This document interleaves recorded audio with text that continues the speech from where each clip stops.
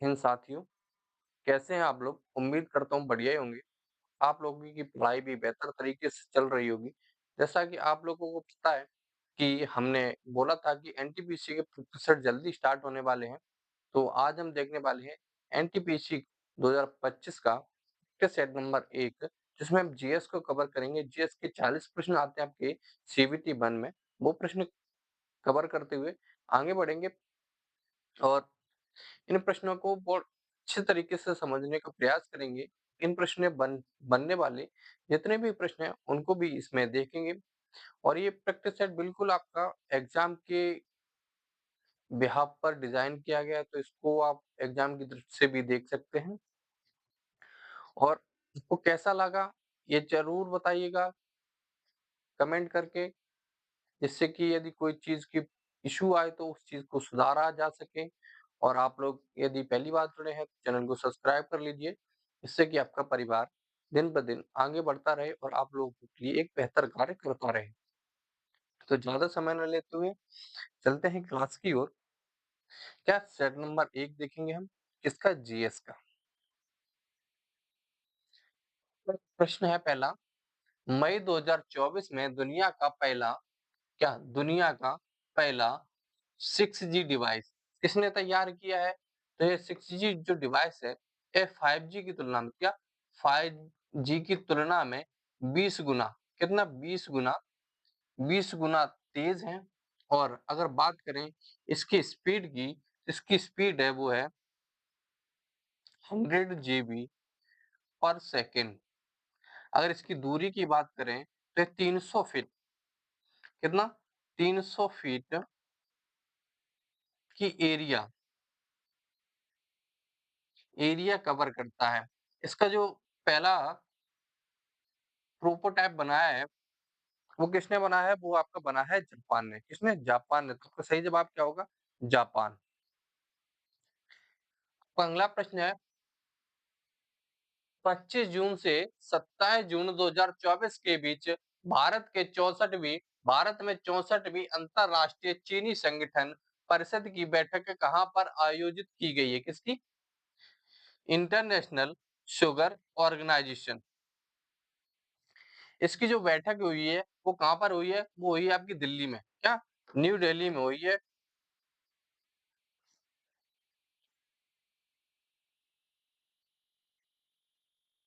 भीमबेटका की गुफाओं की खोज कब हुई थी? तो बात करें भीमबेटका की गुफाओं की, तो सबसे पहला प्रश्न बनता है कि ये जो गुफाएं हैं यह कहाँ पर हैं? तो ये मध्य प्रदेश, क्या? एमपी के राय सिना, जो एमपी का रायसीना जिला है यह वहां पर स्थित है। और ये क्या है? ये पूरा पाषाण कालिक गुफाएं हैं, ऐतिहासिक गुफाएं हैं। इसकी खोज की थी, किसने की थी? तो डॉक्टर श्री श्रीधर श्रीधर वाणकर बाकड़कर श्रीधर बाकड़कर ने इसकी खोज की थी। कब की थी? तो इसकी खोज हुई थी आपकी 1957 ईस्वी और 58 ईस्वी के मध्य। तो आपका सही जवाब होगा ऑप्शन नंबर बी, 1957 और 58। आपका अगला प्रश्न है, नीचे दिए गए शासकों का सही कालानुक्रम क्या होगा? मतलब कि क्रम, जो उनका कालक्रम है उनका सही क्रम क्या होगा? तो आप सभी को पता है पहले आपका गजनबी आया था। गजनबी का जो शासन काल था वो 1998 से 1030 ईस्वी तक था। उसके बाद गौरी आया, मोहम्मद गौरी आया। इसका शासन काल 1173 ईस्वी से 1206 ईस्वी तक रहा। फिर उसके बाद आया आपका चंगेज खान। कौन आया? Genghis Khan. 1206 से 1227 ईस्वी तक इसका शासन काल रहा। उसके बाद तैमूर का शासन आया 1370 ईस्वी से लेकर 1405 ईस्वी तक। क्या? 1405 ईस्वी तक। तो आपका सही जवाब क्या बनेगा यहाँ से? तो पहले कौन आया? गजनबी। गजनबी कितने पर है? गजनबी है आपका 2 पर। 2, 2, 4, 3 और 1। 2, 4, 3, 1 ऑप्शन नंबर सी बिल्कुल सही है। भारत के पूर्वी तट पर स्थित इनमें से किस स्थान पर 1916 में अपना पहला कारखाना खोला था? क्या अंग्रेजों ने अपना पहला कारखाना 1916 में कहाँ खोला था? अगर जो 1916 में कारखाना खोला गया था, यह एक अस्थायी कारखाना था। क्या? अस्थायी अस्थायी कारखाना था। कहाँ खोला गया था? मुसोली मुसूलीपट्टम में। क्या? मुसूलीपट्टम में खोला गया था। अगर वहीं आपसे पूछा जाए कि स्थायी कारखाना, क्या स्थायी कारखाना कहाँ खोला गया? तो आपका सूरत में खोला गया था। कहाँ? सूरत में। कब? 1613 ईस्वी में। कब? 1613 ईस्वी में।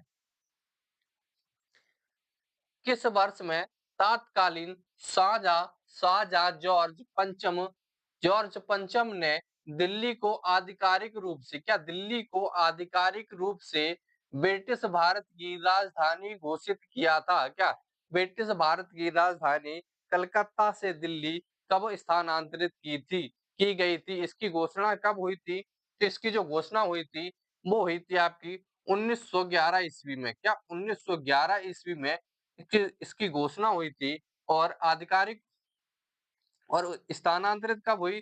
तो 1912 ईस्वी में इसको स्थानांतरित किया गया। कहाँ से?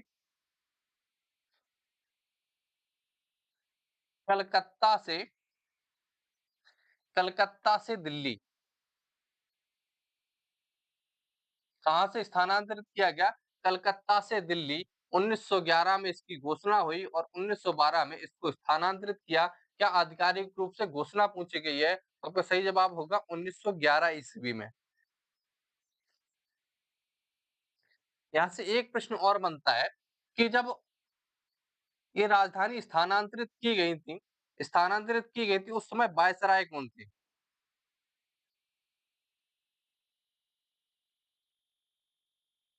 वायसराय कौन थे? तो उस समय जो वायसराय थे वो थे हार्डिंग।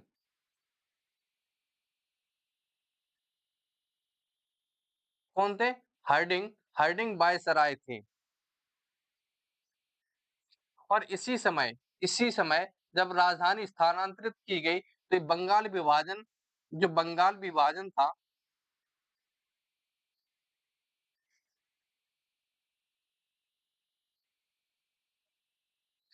बंगाल विभाजन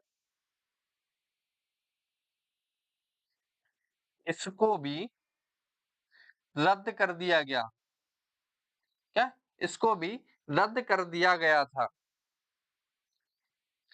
अगला प्रश्न है, संविधान सभा ने किस दिन भारत के राष्ट्रीय ध्वज को अपनाया था? तो राष्ट्रीय ध्वज कब अपनाया गया? तो आप सभी को पता है 22 जुलाई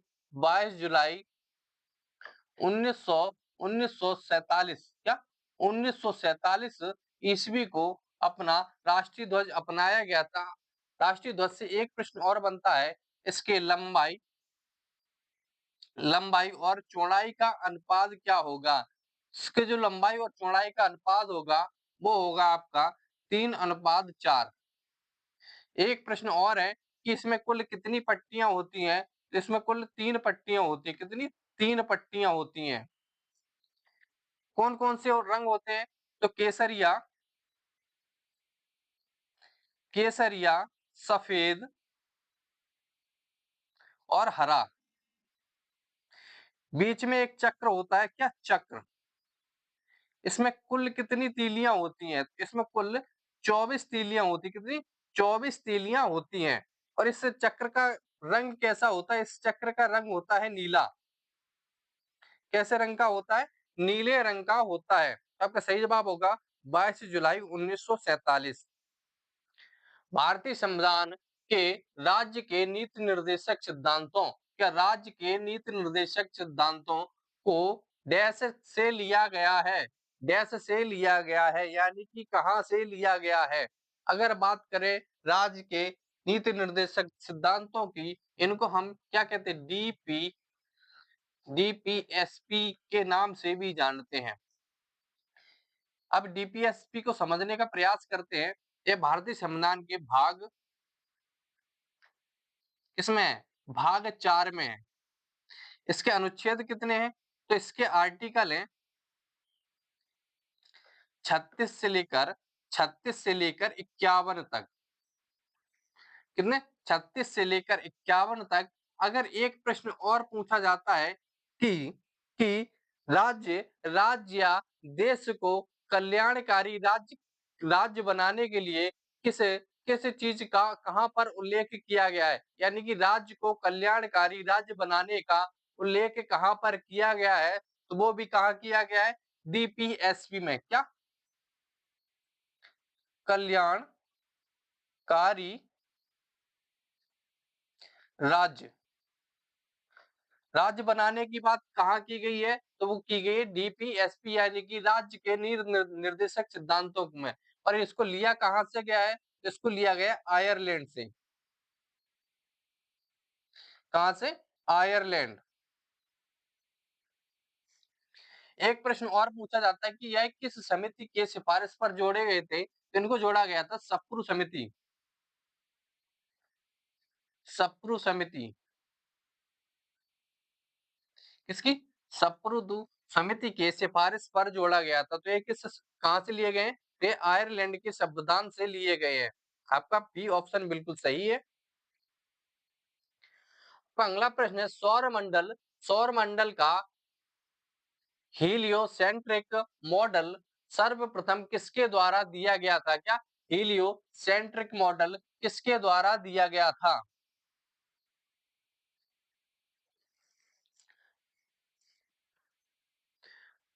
किसके द्वारा दिया गया था? तो आप सभी को पता है जो मॉडल दिया था, यह दिया था आपका निकोलस कोपरनिक्स ने। किसने? निकोलस कोपरनिक्स ने यह मॉडल दिया था। बेरिंग वेरिंग वेरिंग जल डमरू मध्य किसे जोड़ता है? जो बेरिंग जल डमरू मध्य है, ये किसे जोड़ता है? हिंद महासागर और जावा सागर को, या फिर अंटार्कटिक महासागर और प्रशांत महासागर को, या फिर भूमध्य सागर या और अंटार्कटिक महासागर को, या फिर अटलांटिक महासागर और हडसन की खाड़ी को। क्या? हडसन की खाड़ी को किसको जोड़ता है? अगर बेरिंग बेरिंग जलडमरू मध्य की बात करें तो यह आपका किसको जोड़ता है? यह आपका आर्कटिक महासागर और प्रशांत महासागर को जोड़ता है। किसको? आर्कटिक महासागर और प्रशांत महासागर को जोड़ता है। अगर वही बात करें हिंद महासागर और जावा सागर को, कौन सा जल डमरू मध्य जोड़ता है? किसको? हिंद महासागर और आपका जावा सागर को कौन जोड़ता है? तो वह सुंडा। क्या? सुंडा सुंडा जल डमरू मध्य किसको जोड़ सॉरी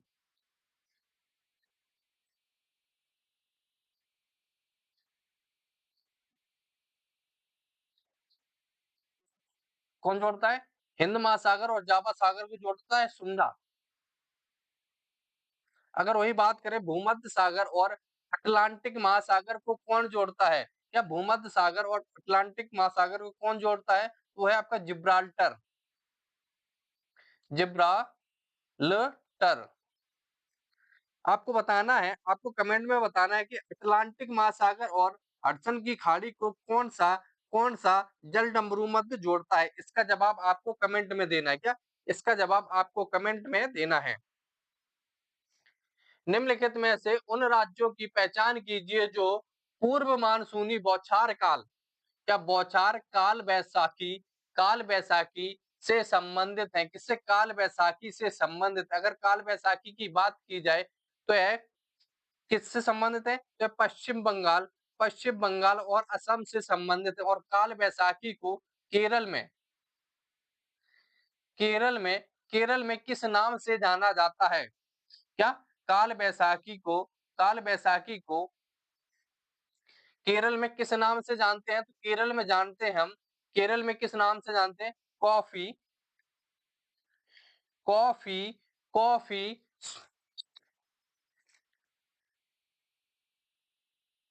सॉवर। क्या? कॉफी सॉवर के नाम से जानते हैं किसको? काल बैसाखी को केरल में। आर्थिक नियोजन को निम्नलिखित में से किस सूची में रखा गया है? समवर्ती सूची में, राज्य और संघ सूची दोनों में, या फिर राज्य सूची में या फिर संघ सूची में। तो आप सभी को पता है भारतीय संविधान में 3 प्रकार की सूचियाँ हैं, कितनी? 3 प्रकार की सूचियाँ हैं, कौन-कौन सी? 3 प्रकार की सूचियाँ हैं, कौन-कौन सी? राज्य सूची, संघ सूची और समवर्ती सूची। अगर बात करें आर्थिक नियोजन की, तो आर्थिक नियोजन को किसमें रखा गया है? आर्थिक नियोजन को रखा गया है समवर्ती सूची में। किसमें? समवर्ती सूची में। आपको बताना है समवर्ती सूची में वर्तमान में कुल कितने विषय हैं? कुल कितने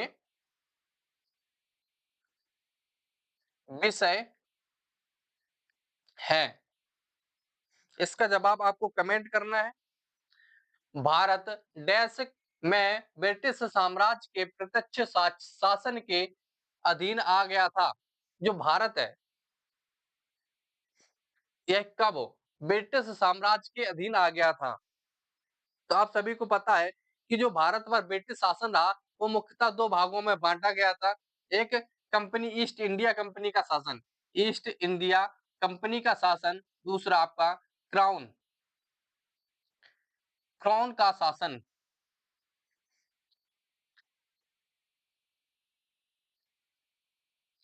क्राउन का शासन। तो इसमें यही पूछा गया है कि ब्रिटिश साम्राज्य यानी कि क्राउन के शासन के अधीन कब आया था? तो आप सभी को पता है 1857 1857 की जो क्रांति हुई थी, 1857 की जो क्रांति हुई थी, उसके बाद एक एक भारत शासन अधिनियम आया 1858। कौन-सा? 1858 एक भारत शासन अधिनियम आया और इसी के तहत जो ईस्ट इंडिया कंपनी का शासन था, ये किसके अधीन ट्रांसफर हो गया? ये क्राउन शासन के यानी कि ब्रिटिश साम्राज्य के अधीन स्थानांतरित कर दिया गया। कब? 1958 ईस्वी में। कब? 1958 ईस्वी में।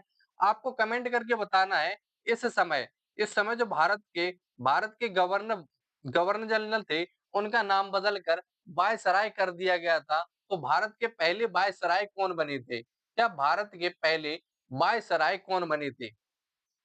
आपको आपका प्रश्न है, भारत के पहले वायसराय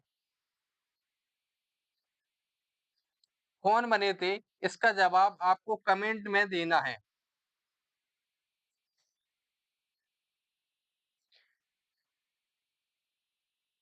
वीडियो कैसी लग रही है आपको कमेंट करके ज़रूर बताइएगा। यदि वीडियो आपको पसंद आ रही है तो वीडियो को एक लाइक कर दें, साथ-साथ अपने साथ जुड़ने के लिए चैनल को सब्सक्राइब भी करते चलें। आपका अगला प्रश्न है प्रसिद्ध संगाई महोत्सव। क्या प्रसिद्ध संगाई महोत्सव पूर्वोत्तर भारत के किस राज्य में आयोजित किया जाने वाला एक वर्षीय सांस्कृतिक उत्सव है? क्या एक वर्षीय सांस्कृतिक उत्सव है? कौन-सा है? संगाई महोत्सव। अगर बात करें संगाई महोत्सव की, तो यह कब मनाया जाता है? तो ये हमेशा 21 से लेकर 21 से लेकर 30 नवंबर 30 नवंबर के बीच मनाया जाता है प्रत्येक वर्ष। और इसकी शुरुआत कब की गई थी? तो इसकी शुरुआत जो की गई थी, वो 2010 से की गई। कब से? 2010 से इसकी शुरुआत की गई। ये मनाया कहाँ जाता है? ये मनाया जाता है आपका मणिपुर में। कहाँ मनाया जाता है? मणिपुर में। मणिपुर की राजधानी क्या है? मणिपुर की राजधानी क्या है? इसका जवाब आपको कमेंट करना है। आपका सही जवाब क्या है? मणिपुर। भारतीय शास्त्रीय गायक पंडित जसराज, क्या पंडित जसराज इनमें से किस घराने से संबंधित है? कौन से? पंडित जसराज किस घराने से संबंधित है? अगर पंडित जसराज की बात करें तो ये मेवाती, जयपुरी मेवाती घराना, क्या? घराना इससे से संबंधित है। आपका सही जवाब होगा मेवाती घराना। मेवाती घराने से संबंधित कुछ महत्वपूर्ण व्यक्ति और हैं जो एग्जाम में पूछे जाते हैं। वो कौन है? वो है मोतीराम। कौन? मोतीराम मोतीराम हो गए आपके, और आपके कौन है, माणिक राम हो गए, कौन, माणिक राम हो गए। ये ज्यादातर एग्जाम में पूछे जाते हैं। एक प्रश्न और बनता है कि इस घराने की शुरुआत किसने की थी? इस घराने के संस्थापक कौन थे? इस घराने के जो संस्थापक थे वो कौन थे? वो थे उस्ताद उस्ताद नाजिर खां, नाजिर खां। और इनके भाई इनके भाई और कौन थे? इनके बड़े भाई थे वाहिद, वाहिद खां। इन दोनों लोगों ने मिलकर इस घराने की स्थापना की थी। क्या स्थापना?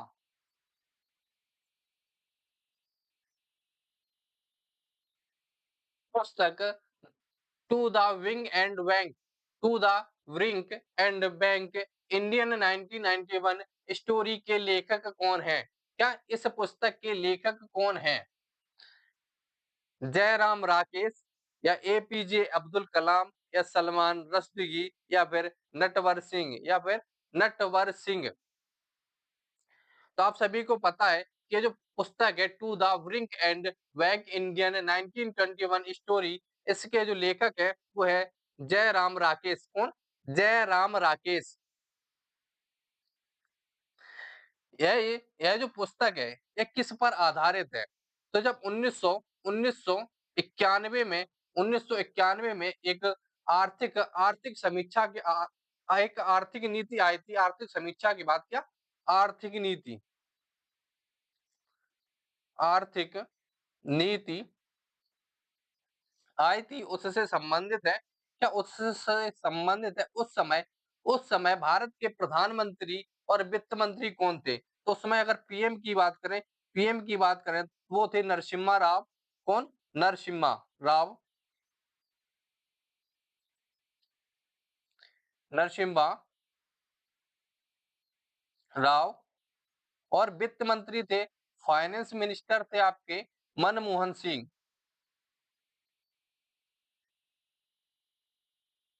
सिंह।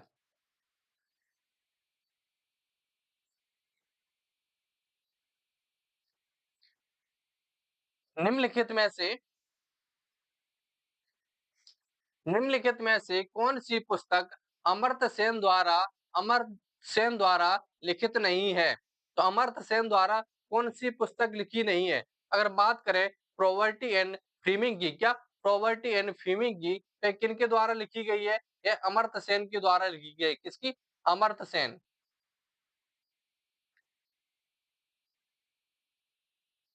अगर वही बात करें on economic inequality, on economic equality, यह पुस्तक किनकी है? तो यह पुस्तक है आपकी अमर्त्य सेन की। किनकी? अमर्त्य सेन की। वही poverty poverty of India, poverty of India किसकी है? तो है यह है आपकी दादा भाई नौरोजी की। किसकी? दादा भाई नौरोजी की। किसकी? दादा भाई नौरोजी की। और रिसोर्सेस मैक्यूज एंड डेवलपमेंट किसकी है? यह भी आपकी किसकी? अमर्त्य सेन की। तो आपका सही जवाब यह नहीं है, मतलब कि पॉवर्टी ऑफ इंडिया जो किसकी है? दादा भाई नौरोजी की। अंतरराष्ट्रीय महिला दिवस हर साल डैश मार्च को मनाया जाता है। तो आप सभी को पता है अंतरराष्ट्रीय महिला दिवस हर साल कब मनाया जाता है? तो 8 मार्च को मनाया जाता है। कब? 8 मार्च को।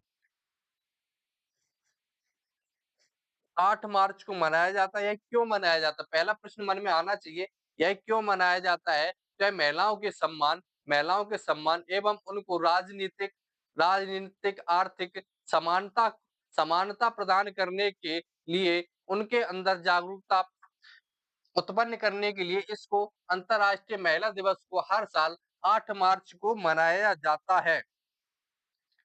साहित्य में भारत देश के एकमात्र नोबेल पुरस्कार विजेता कौन है?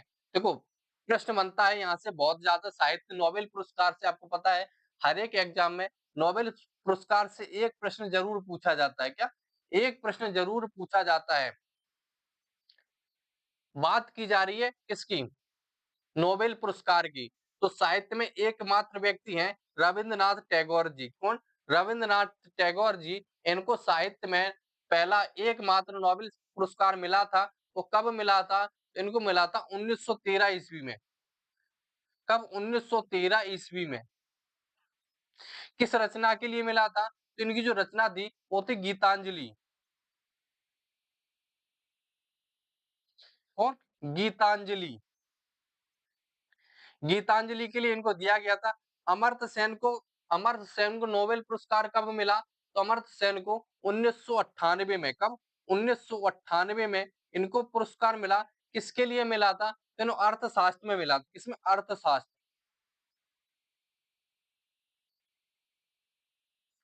किसमें मिला? अर्थशास्त्र में। वहीं सीवी रमन को नोबेल पुरस्कार कब दिया गया? तो इनको दिया गया था 1930 ईस्वी में। किसके लिए दिया गया था? इसका जवाब आपको कमेंट में बताना है। किसके लिए? कमेंट में बताना है। अगर कैलाश सत्यार्थी की बात करें तो इनको हाल ही में 2014 में नोबेल पुरस्कार से सम्मानित किया गया। और किसके लिए? तो शांति के लिए। किसके? शांति के लिए। संयुक्त राष्ट्र यूएन का मुख्यालय कहाँ पर स्थित है? अगर बात करें यूएन के मुख्यालय की, तो इसका मुख्यालय कहाँ पर स्थित है? तो यूएन की बात करें, यूएन का जो स्थापना है, इसकी स्थापना कब हुई थी? तो जो इसकी स्थापना है, इसकी स्थापना हुई थी आपकी 1945 ईस्वी में। कब? 1945 ईस्वी में। इसके एचक्यू की हेडक्वार्टर की बात करें तो इसका हेडक्वार्टर है न्यूयॉर्क में। हाँ, न्यूयॉर्क में। तो आपका सही जवाब होगा न्यूयॉर्क। अगर वाशिंगटन डीसी की बात करें, किसकी? वाशिंगटन डीसी में किसका मुख्यालय है? तो वाशिंगटन डीसी में आपका विश्व बैंक, वर्ल्ड बैंक का मुख्यालय है।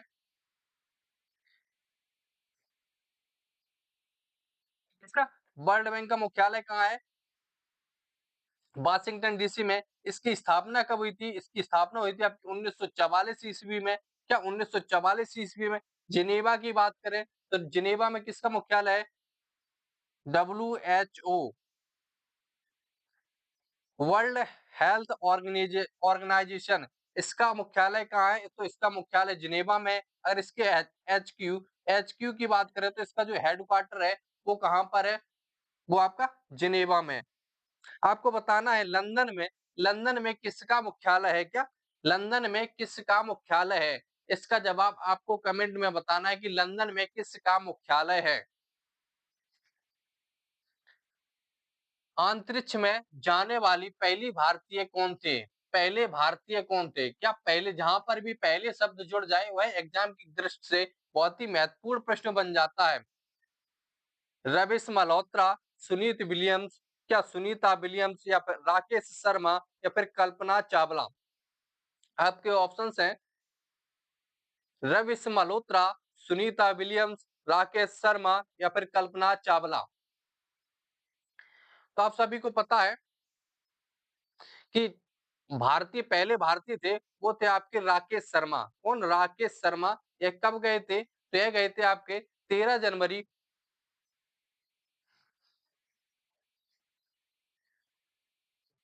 ये कब गए थे? 1900 1984 ईस्वी में। कब? 1984 ईस्वी में। निम्नलिखित में से कौन सा टेनिस टूर्नामेंट क्ले कोर्ट पर खेला जाता है? क्या? क्ले कोर्ट पर खेला जाता है? कौन सा? रोलेट, या फिर विंबलडन, या फिर यूएस ओपन, या फिर ऑस्ट्रेलियन ओपन। तो आपको पता है कि क्ले कोर्ट की बात की जा रही है। क्या? क्ले कोर्ट की कौन सा टेनिस टूर्नामेंट है? किस प्रकार का टूर्नामेंट है? टेनिस टूर्नामेंट है। जो आपको पता है कौन सा खेला जाता है? Roland Garros. इसको हम फ्रेंच ओपन के नाम से भी जानते हैं। क्या?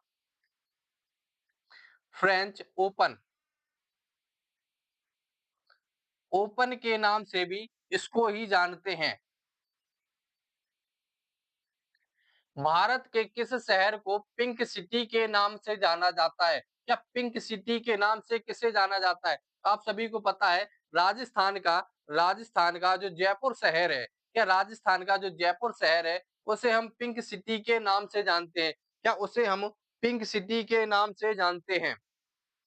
ये चीज क्लियर हुई। कुछ महत्वपूर्ण प्रश्न और हैं इससे संबंधित। अगर कानपुर की बात की जाए तो कानपुर को हम किस चीज से जानते हैं? तो उत्तर भारत का क्या, उत्तर भारत का मानचेस्टर, उत्तर भारत का मानचेस्टर किसे कहा जाता है? कानपुर को। अगर बात की जाए किसकी, नागपुर की, नागपुर की, तो संतरों, संतरों का शहर,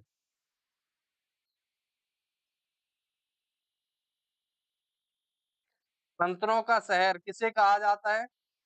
नागपुर को। उदयपुर को किस नाम से जाना जाता है? उदयपुर को किस नाम से जाना जाता है? इसका जवाब आपको आपको कमेंट में देना है। एक दो नाम और लिख लीजिए। पर्वतों, पर्वतों का शहर किसे कहते हैं? तो कहते हैं मंसूरी को। किसो किसे कहते हैं? मंसूरी को। म- मसालों, मसालों का बगीचा, मसालों का बागीचा केरल, क्या, केरल।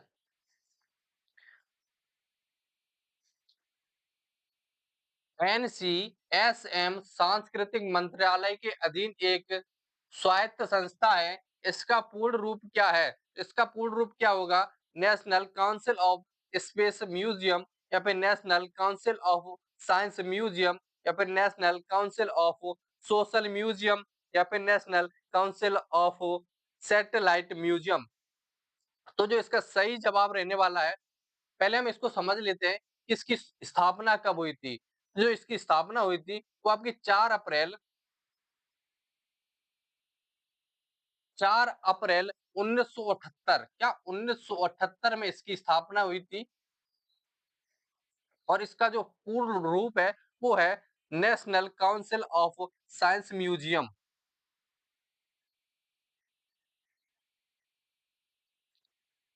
प्रतिरोधकता की एसआई इकाई क्या होगी? तो अगर बात करें प्रतिरोधकता की, तो इसकी एसआई मात्रक क्या होगा? तो इसका एसआई मात्रक क्या होगा? तो जो इसके एसआई मात्रक होता है वो होता है ओम मीटर। क्या, ओम मीटर।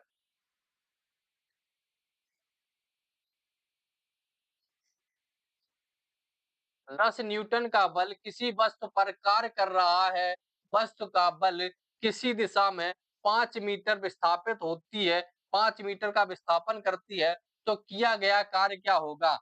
अगर इसका जवाब चाहिए तो इसका जो होता है किया गया, किया गया कार्य बराबर होता है, किया गया कार्य बराबर होता है बल, बल गुणे विस्थापन। क्या? बल गुणे विस्थापन। तो आपका क्या बल कितना है दिया गया? 5 न्यूटन। और आपका विस्थापन कितना हुआ है? 5 मीटर। तो आपका होगा 50 जूल। अब ये जूल क्यों लगाया गया है? क्योंकि जो बल है, बल किए गए कार्य, कार्य का जो मात्रक होता है वो क्या होता है? वो होता है जूल। क्या होता है? जूल। कार्य का मात्रक क्या होता है? वो होता है जूल। किस कोण से फेंके जाने पर कोई वस्तु सर्वाधिक दूरी दूरी तय करती है? तो कितना है? तो इसका सही जवाब होगा वो होगा 45 डिग्री। अगर किसी भी चीज को 45 डिग्री के एंगल पर फेंका जाए तो वह मैक्सिमम दूरी पर गिरेगी जाके। कितनी? मैक्सिमम दूरी पर गिरेगी जाकर के। यह चीज क्लियर हुई। रट लेना, ऐसे प्रश्न बहुत पूछे जाते हैं रेलवे में। वह स्थिति जिसमें आणविक आकर्षण अत्यधिक दृढ़ होती है, वह कौन सी स्थिति है? ठोस, या फिर द्रव, या फिर गैस, या फिर वाष्प, या फिर वाष्प। आप सभी को पता है जहाँ पर आणविक स्थिति बहुत ही घनी होगी, बहुत ही ज़्यादा जुड़ी हुई होगी, वहाँ पर आकर्षण शक्ति ज़्यादा होगी। यानी कि सिंपल से भाषा में समझें, तो जो अणु होते हैं, वो ठोस में सबसे ज़्यादा पास होते हैं। सबसे ज़्यादा पास होते हैं द्रव में इसकी अपेक्षा।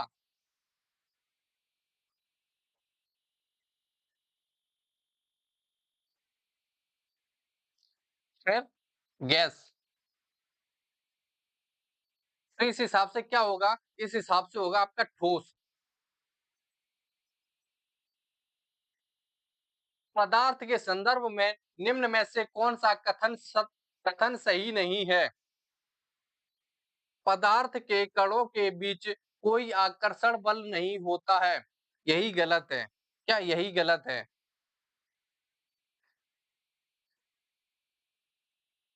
पदार्थ के कण द्रव और वायु में सतत स्थानांतरित होते हैं। बिल्कुल सही बात है क्या? बिल्कुल सही बात है।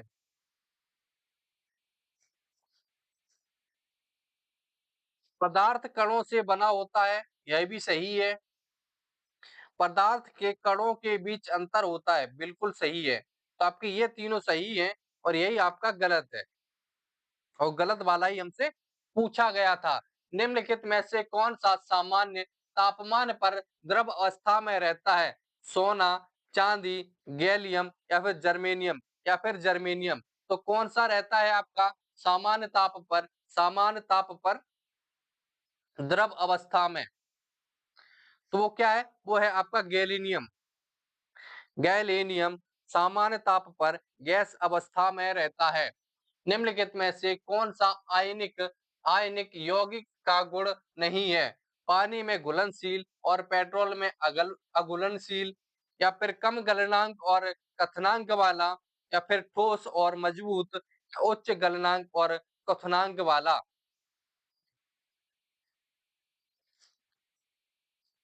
तो क्या होगा आपका सही जवाब? होगा इसका कम गलनांक और क्वथनांक वाला। क्या कम गलनांक और क्वथनांक वाला? बिल्कुल सही जवाब है।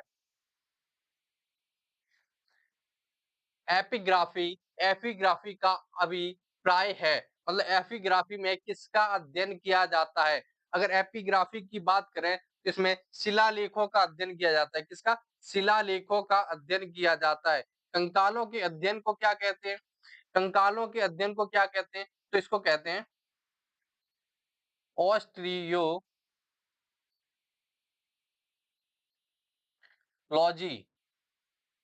क्या?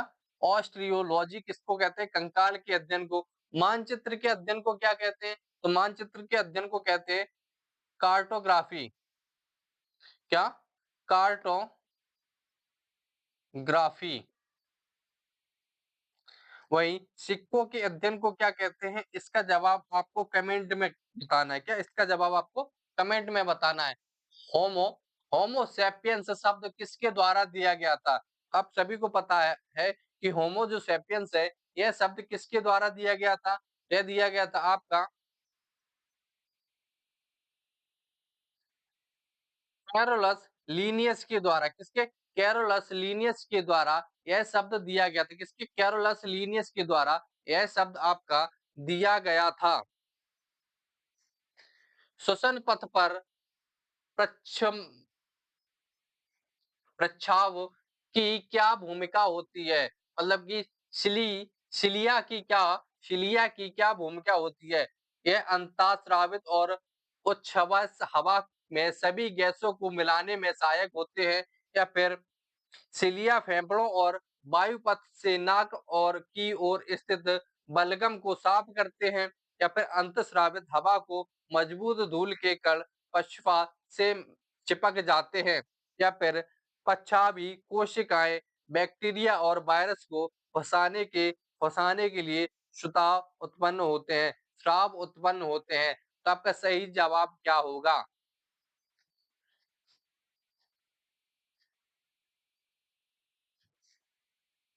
इसका सही जवाब होगा ऑप्शन नंबर बी।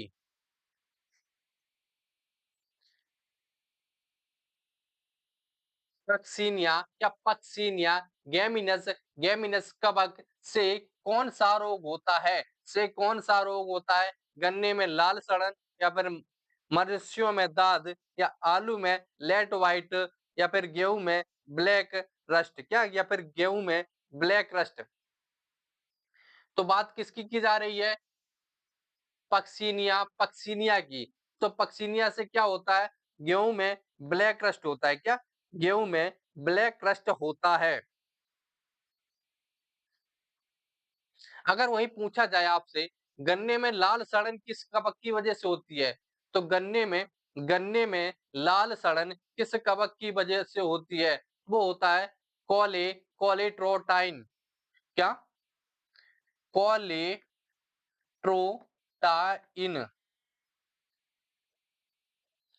कोलेट्रोटाइन कवक के द्वारा को होता है। अगर पूछा जाए मनुष्यों में दाद दाद किसकी वजह से होती है? इसका जवाब आपको कमेंट में देना है क्या? इसका जवाब आपको कमेंट में बताना है। निम्नलिखित में से कौन सा पादक हार्मोन पौधों के तने पौधों को तने के विकास में मदद करता है?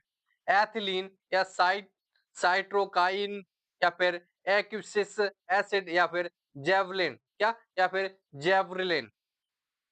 तो आपका सही जवाब होगा ऑप्शन नंबर डी, जेवरिलिन। सीपीयू की गति को किसमें मापा जाता है? अगर बात की जाए सीपीयू की, तो सीपीयू की गति को किसमें मापा जाता है? वो मापा जाता है मेगा हर्ट्ज में। क्या? मेगा एमजी हर्ट्ज में मापा जाता है। किसमें? एमजी हर्ट्ज में मापा जाता है। एक हाई लेवल सोर्स प्रोग्राम को पहले एक ऐसे रूप में रूपांतरित किया जाना चाहिए जिसे मशीन समझ सकती हो। यह किस सॉफ्टवेयर का उपयोग करके किया जाता है? तो आप सभी को पता है जब भी किसी भाषा को बाइनरी भाषा में बदला जाता है तो कंपाइलर प्रोग्राम का प्रयोग किया जाता है और इसी इसी क्रम को क्या कहते हैं? कंपाइलेशन कहते हैं। क्या? कंपाइलेशन कहते हैं। तो आपका सही जवाब होगा ऑप्शन नंबर सी। संरचनात्मक दृष्टिकोण से सभी सभी पारिस्थितिक तंत्रों में जैविक और अजैविक घटक शामिल होते हैं। निम्नलिखित में से कौन सा पारिस्थितिकी तंत्र का अजैविक घटक है? तो इससे पहले हमें ये समझना होगा कि जैविक और अजैविक घटक होते कौन हैं। अगर बात करें जैविक घटक की, तो जैविक घटक वे घटक होते हैं जो वे सभी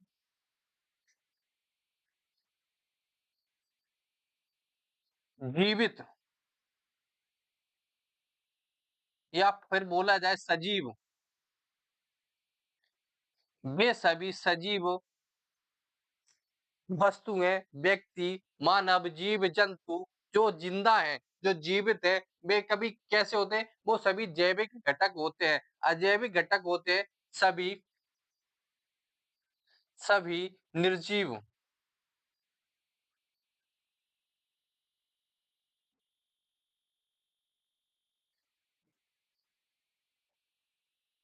क्या? सभी निर्जीव चीजें कैसी कहलाती हैं? अजैविक घटक कहलाती हैं। तो हमसे क्या पूछा गया है?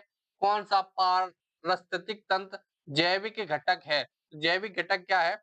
जो जीवित है, जैसे कि हरे पौधे जीवित है। तापमान, कार्बन डाइऑक्साइड अजैविक है, टेम्परेचर अजैविक है, वायुमंडलीय आर्द्रता अजैविक है।